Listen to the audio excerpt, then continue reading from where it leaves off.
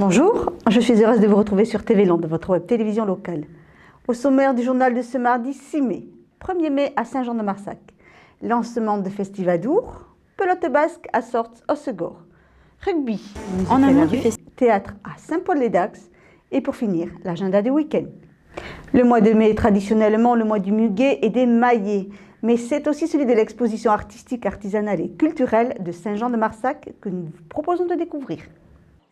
À Saint-Jean, depuis plus de 20 ans, tous les 1er mai, la salle des fêtes Fernand Séchère se transforme le temps d'une journée en hall d'exposition éphémère. L'exposition a commencé en 89. Elle a été créée par Bernard Badet et le maire de l'époque était Édouard Le Bigre. Il y avait aussi Martine Dufaux, qui est peintre sur meubles.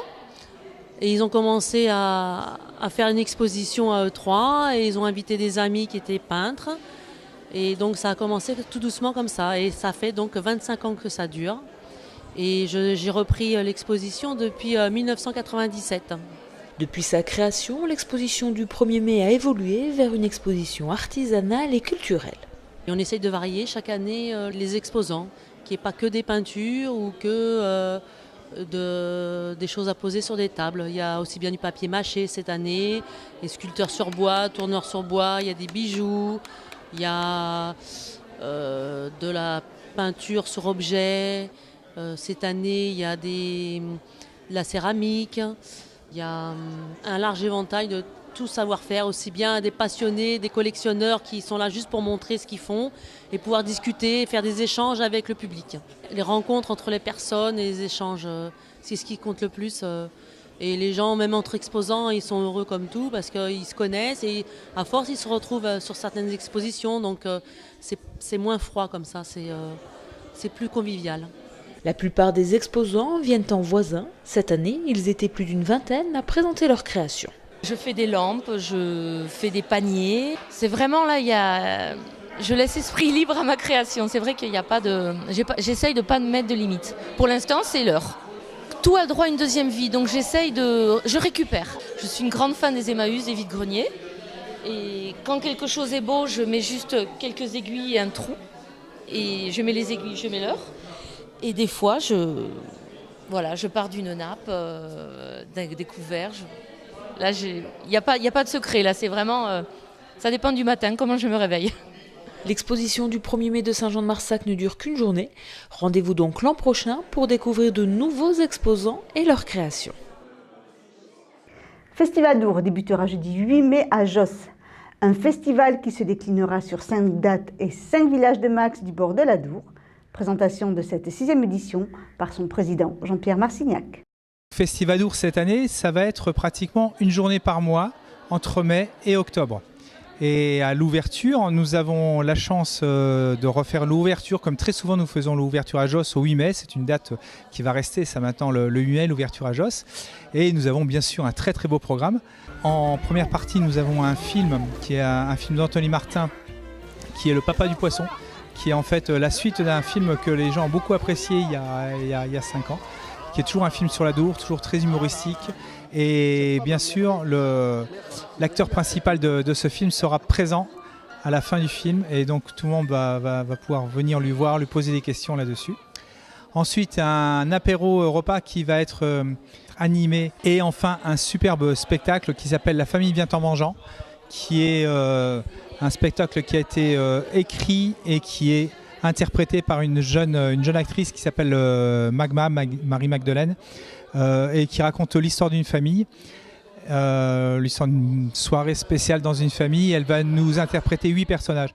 Une soirée d'ouverture à l'image du festival, pluridisciplinaire et intergénérationnelle, ralliée cette année par un autre village du bord de la Dour. Cette année, nous avons la chance d'avoir Sainte-Marie-de-Gosse qui va faire la fermeture début octobre. Et nous sommes très très contents, ils sont très impliqués. Et d'ailleurs à Sainte-Marie-de-Gosse, en plus du spectacle qui aura lieu là, il y aura le vendredi en fait un atelier musique qui sera organisé par The Rosora. Le Caisse The Rosora fait le spectacle le samedi soir à Sainte-Marie-de-Gosse. Et bien entendu, en première partie, les enfants de Sainte-Marie-de-Gosse viendront montrer ce qu'ils ont fait pendant cet atelier. Pour découvrir toutes les dates et le programme complet, rendez-vous sur le site festivadour.fr. À la brasserie du Trinquet de Sorte-Hossegor, les amateurs de pelote basque et plus particulièrement de pala se retrouvent. Dans une atmosphère conviviale et chaleureuse, ont débuté des matchs de haut niveau pour un tournoi qui se déroulera tout au long de l'été. Pendant 3 mois, de 18h à 22h, se réunissent joueurs de pelote basque pour s'affronter et pouvoir cogner la pelote sur le Trinquet de Sorte-Hossegor lors du 9e tournoi international. Alors, le tournoi, c'est un tournoi annuel qui est composé de 4 séries avec les meilleurs joueurs français, les meilleurs joueurs landais, les meilleurs joueurs basques qui se combattent, on va dire, dans le tournoi le plus relevé des Landes. J'ai été champion à Palette à Cuire et champion de France à Baline National B. Et on a été vice-champion du Pays Basque ce week-end à Pala. Suite à la montée de la pelote dans les Landes, les efforts communs des amateurs de pelote et des agglomérations ont pu rendre ce sport beaucoup plus familial et attractif. En 2002, la mairie d'Hossegor a décidé de créer un trinquet puisqu'il n'y avait pas assez de trinquets dans les Landes. Donc ils ont réussi à faire un endroit un peu convivial, quoi, hein, avec des gens qui viennent pour boire un coup, pour discuter, pour chambrer. C'est vrai que l'endroit est sympa, quoi. La pala fait partie des jeux de pelote basque et elle est totalement adaptée à la culture locale. Mais mon tournoi est consacré que pour la pelote espagnole. C'est la pala, ce qu'on joue le plus ici dans les Landes. Le match se joue en 40 points et le jeu consiste à envoyer de volée ou après un rebond la pelote en respectant les limites du terrain. 4 joueurs s'affrontent par équipe de 2. Avec de la communication orale, les 2 joueurs peuvent s'entraider afin de placer leur stratégie collective. La pelote compte 60 000 pratiquants, dont 21 000 licenciés dans les différents clubs. C'est l'un des sports les plus vieux de l'histoire et il est toujours accessible pour tous. Il y a des écoles de pelote, il y en a une à Hossegor, entre autres, et le matériel est fourni par le club. Néanmoins, des règles de sécurité doivent être prises en compte. Les lunettes sont obligatoires à Pala, à Baline. À Menu, on ne les met pas parce que la pelote est un peu plus grosse. Mais c'est devenu obligatoire depuis quelques années à cause des accidents. La compétition n'empêche pas aux joueurs de rester dans la convivialité et la bonne humeur. Il faut être assez détendu. Vous pourrez retrouver ces rencontres de pelote basque de haut niveau à partir de 18h jusqu'au 3 mai à la brasserie du Trinquet à Hossegor. Du rugby maintenant. Après un 8e de finale difficile, l'US Tyros se rendait à Nevers pour les quarts de finale aller. Comment s'est déroulé ce match? Regardez les images. Un défi de taille s'imposait à Tyros ce dimanche après-midi. Affronter l'équipe de Nevers, composée entièrement de professionnels, n'était pas une mince affaire. Malgré un match d'une grande intensité et très encourageant de la part de Tyros, l'équipe s'est inclinée 25-15. Il fallait que d'entrée on réponde présent et pas faire comme nos derniers déplacements en phase finale, notamment à la Seine. Donc là on a répondu présent, on a fait une bonne entame, on a été vaillant, hein. On laisse quelques points au pied. Et qui s'avère quand même important à la fin du match vu le score. Voilà, on verra après comment on va les prendre, mais certainement sur le secteur qui nous a réussi aujourd'hui, à savoir le jeu. On a eu beaucoup d'enseignements aussi par rapport à leur jeu et les phases de jeu sur lesquelles ils étaient un peu plus friables. Et on va travailler ça cette semaine, je pense, après une séance vidéo que feront les coachs et on verra ce que ça donne. C'est un bon résultat, oui et non, il y a quand même 10 points à remonter. Mais on y croit à fond, il nous tarde déjà le match prochain pour bien les accueillir, quoi. C'est une très belle équipe en face, mais voilà, on va faire comme la semaine dernière, ce sera un match soit de fin de saison, soit un petit exploit. Donc on va essayer de travailler cette semaine pour créer l'exploit et voilà, j'espère que ça passera encore. Pendant que la première jouait à Nevers, la relève Côte-Sud-Land avec des rugbymen de Tyros, Cabreton et Souston se préparait au centre nautique de Souston pour les finales du championnat des Landes jeudi 8 mai. Le samedi 3 mai matin, pour le 3e entraînement de la semaine, les jeunes rugbymen ont pu préparer au mieux les grosses échéances à venir lors d'une séance en opposition. 3 échéances importantes. On a les finales du championnat des Landes dès jeudi prochain. Ensuite, on enchaînera sur les finales du championnat d'Aquitaine Et on terminera par le gros morceau qui est la finale du championnat de France, du Super Challenge de France minime, qui se joue à Agen et où on est qualifié parmi les 24 meilleures équipes françaises. Les joueurs et le staff, assez décontractés avant les compétitions, se méfient d'un adversaire. Non, ça va. Quand même un peu parce que Mont-de-Marsan, on a déjà perdu contre eux. Ouais, c'est ceux qui vont nous tenir le plus. Après, il faut jouer comme on joue aux entraînements, continuer à bien jouer, à faire des passes dans la défense et ça va passer. On a la possibilité, je pense, de faire quelque chose cette année en mettant beaucoup de rigueur, beaucoup de combats, beaucoup d'envie. Et normalement, peut-être qu'on ne sera pas loin de quelque chose de joli. Pour leur catégorie d'âge, la formation sportive ainsi que hors terrain est un atout pour amener ces joueurs à s'épanouir. Au niveau de la formation, on essaye de donner une formation de qualité, bien sûr. C'est une année assez intéressante dans le sens déjà où on a un gros effectif, on a un peu plus de 70 minimes. Donc 3 équipes qui tournent bien. On suit avec attention, notamment les parents quand il nous faut remonter les différents problèmes scolaires. Si on peut les aider, il n'y a pas de problème. Sachant qu'on fonctionne à 3 clubs, Cabreton, Segor et bien sûr Tyros qui est le club phare. Et où ils ont une section sportive, déjà eux, avec un suivi scolaire aussi.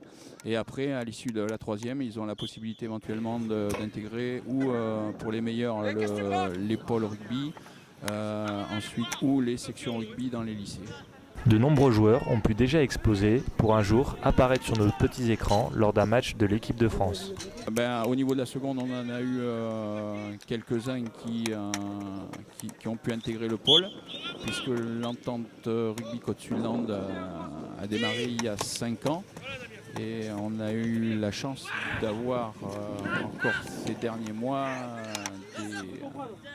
des jeunes joueurs appelés au plus haut niveau français, donc en équipe de France. Et je crois que c'est le 5 ou 6e joueur qui est appelé en équipe de France. Stop. Prêt.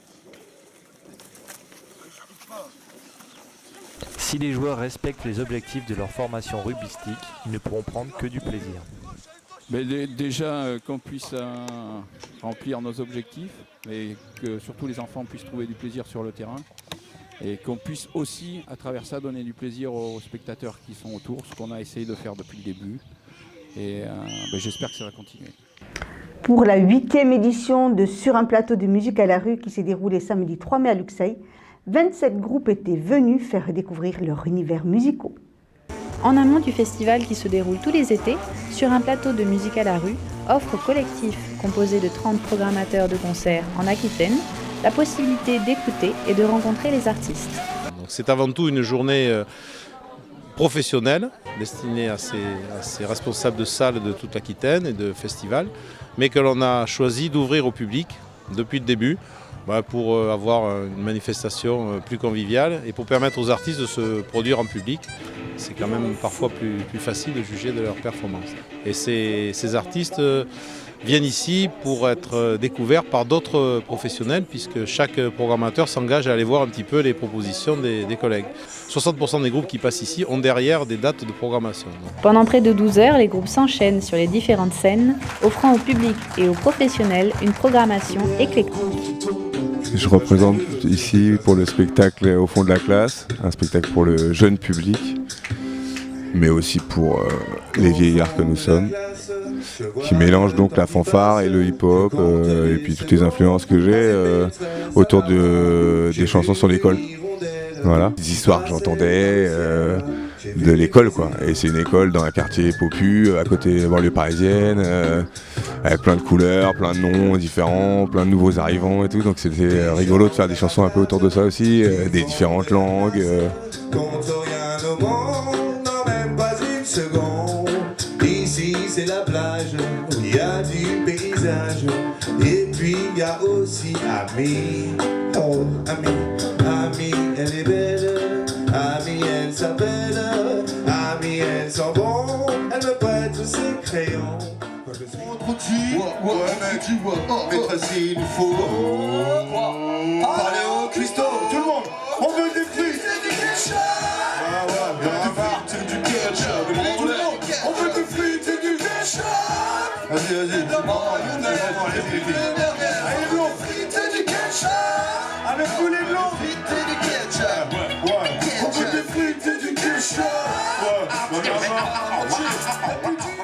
C'est carrément la première fois qu'on le fait. C'est ça, tout juste le second concert du groupe en fait. Ça existe depuis 6 mois, le groupe tel qu'il est comme ça. C'est pas mal de chansons françaises, disons que c'est le fil rouge de toutes les chansons. Après c'est une grosse patte rock, parce que voilà, hein, c'est une formation rock. Et après c'est quand même très éclectique, quoi. Un coup reggae, un coup un swing, un coup un rap, un peu électro, un coup... voilà, ça aime bien voguer dans un peu tous les styles de musique, quoi. Alors on va passer toute la journée à faire le tour de ce qu'on peut voir. Faire le tour des contacts aussi, parce que c'est pas mal pour le réseau aussi qu'on est là, normal. Et aussi de tous les groupes qu'on peut brancher, tous les programmateurs et tous les groupes qu'on peut voir. Ouais. Carrément, on en connaît déjà quelques et avec plaisir. Ouais.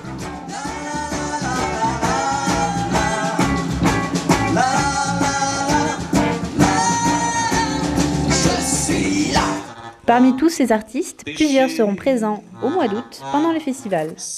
On garde en général 5-6 groupes chaque année qui se produisent au festival, surtout sur la pelouse de la mairie, un peu à l'espace Pain, un peu au cercle et de manière exceptionnelle quelquefois au théâtre de Verdure. Voilà, donc comme nous sommes un peu l'instigateur de ce collectif, on se doit de donner l'exemple et déjà de retenir un quart des groupes qui se produisent. Quoi. C'est cool franchement, quand il y a du soleil, c'est parfait quoi. Le goûter des généraux est l'une des œuvres les plus corrosives et abouties de Boris Vian. Elle était présentée sur scène dans une toute autre version que celle de son auteur. Mardi 29 avril à 20h30, salle Félix Arnaudin à Saint-Paul-les-Dax, avait lieu la représentation du goûter des généraux. Cette pièce de théâtre, écrite dans les années 50 par Boris Vian, a été revisitée et mise au goût du jour par la Compagnie des Deux Mains. C'est l'histoire d'un général à qui on charge, le gouvernement lui donne la mission de faire la guerre, tout simplement pour relancer l'économie. Donc il va appeler ses petits camarades généraux pour faire un petit goûter et préparer la guerre. Ça c'est l'écriture de Boris Vian. Nous on a transposé un petit peu dans un univers un petit peu fantastique. Ça c'est notre ligne de fond, hein. C'est pas forcément visible dans le spectacle, mais notre ligne de fond, ça se passe après une guerre nucléaire qui aurait tout ravagé, 50 ans après. Et il reste par-ci par-là des bunkers qui sont tenus par des familles de nobles, de notables, entre autres une grande famille, une grande lignée de généraux, la famille Audubon. Et nous on a travaillé dans le sens où la mère veut que son fils un jour rentre dans les livres d'histoire et déclenche sa propre guerre, comme son père, comme son grand-père, etc., etc. Donc pour ça, pour aider son fils qui n'est jamais sorti de sa chambre, qui est dans une cave, elle va faire appel à ce que nous on a nommé des troufions, des gens qu'elle a pris à l'extérieur, qu'elle va lui mettre dans les pattes. Il va s'en servir comme des Playmobil ou des poupées Barbie, ça dépend des moments. Les maquiller, les déguiser pour faire comme si c'était des personnages. Et aujourd'hui tu seras le général, et aujourd'hui tu vas être un général étranger, et aujourd'hui tu m'énerves, je te tue, clac. Et petit à petit, les choses vont se mettre en place pour que le fils soit un grand garçon et accepte d'appuyer sur le fameux petit bouton rouge. Il aura fallu 2 ans pour la création et la préparation de ce spectacle. On a fait pendant plusieurs années plusieurs petits spectacles avec 2, 3, 4 comédiens. Et il y a 2 ans, on s'est dit, bon, il faudrait qu'on monte un truc un peu plus important, avec un peu plus de monde de l'équipe sur le plateau. Et on a apporté tous plein de textes. On s'est tous mis d'abord d'accord sur Boris Vian. Et on a trouvé le goûter des généraux complètement adapté à ce qu'on avait envie de faire. Cette compagnie, construite sur un jeu de mots, a vu le jour il y a un peu plus de 10 ans. C'est une fantaisie d'adolescent, on va dire. On a trouvé ça il y a 10 ans ou 12 ans. Et ça nous a parlé sur le moment, parce que c'est vrai qu'il y avait des demain, parce qu'on était... pourquoi le faire aujourd'hui alors qu'on pourrait le faire demain. Il y avait aussi, parce que l'histoire des mains qui se rencontrent, on trouvait ça intéressant à l'époque. Cette notion de rencontre, de partage qui symbolisée par 2 mains. Il y avait aussi le fait qu'on faisait tout avec nos petites pognes, les décors, tout ça, machin, les costumes... on les fabriquait pour des questions de moyens, donc on faisait de la récup. D'où vient tout ça? C'est un petit peu ce mélange-là. Et maintenant qu'on est des vieux brigards, on l'assume complètement. Les créations de la compagnie sont variées. Ils passent du drame à la comédie et du réalisme à la poésie. On n'a pas de catalogue type, en fait. Il y a des choses où on n'ira jamais parce qu'on ne sait pas le faire, mais on sait qu'on ne sait pas le faire. Et après, il y a des choses plus sensibles, comme les spectacles plutôt pour les adultes, sur la violence conjugale, les spectacles sur l'immigration, les clandestins, on a fait ça. Et plutôt que le traiter de manière frontale, on va aborder la poésie, la chanson, des choses comme ça. C'est vraiment, on crée quelque chose de viscéral, la création. C'est-à-dire qu'on ne calcule pas, on a des idées comme ça, des idées qui planent, on en chope une et on la fait germer. On ne cherche pas à s'ancrer dans une actualité, mais par contre, il arrive parfois que les spectacles résonnent dans l'actualité. Et on se dit, si ça résonne, soit chez nous, soit chez les autres, c'est peut-être que c'est ce qu'il faut faire en ce moment-là. Si vous souhaitez voir ce spectacle, vous pouvez vous rendre chez nous à domicile, dans le nouveau centre culturel de Villeneuve-de-Marsan. Et maintenant, voici notre agenda. Jeudi 8 mai, dans le cadre de Festivadour à 18 h en avant-première, le film Le Papa du Poisson, puis une représentation théâtrale aura lieu à Josse, avec La famille vient en mangeant de la compagnie M à 20 h 30. Alors qu'à Saint-Vincent-de-Paul, jeudi toujours, vous pourrez aussi participer au 45e tournoi régional de bridge à partir de 14 h 30. De jeudi à samedi, aux arènes de Dax auront lieu les journées artisanales et gastronomiques. 80 exposants, artisans, artistes, producteurs régionaux seront présents pour vous faire découvrir et déguster leurs produits. Vendredi 9 mai, le célèbre spectacle Mado prend racine est présenté à 20 h 30 aux arènes de Pontonc-sur-Adour. Pensez à réserver vos billets. Et au Phare Jazz de Cabreton, c'est un concert de Michel Hendrix Quintet qui vous est proposé.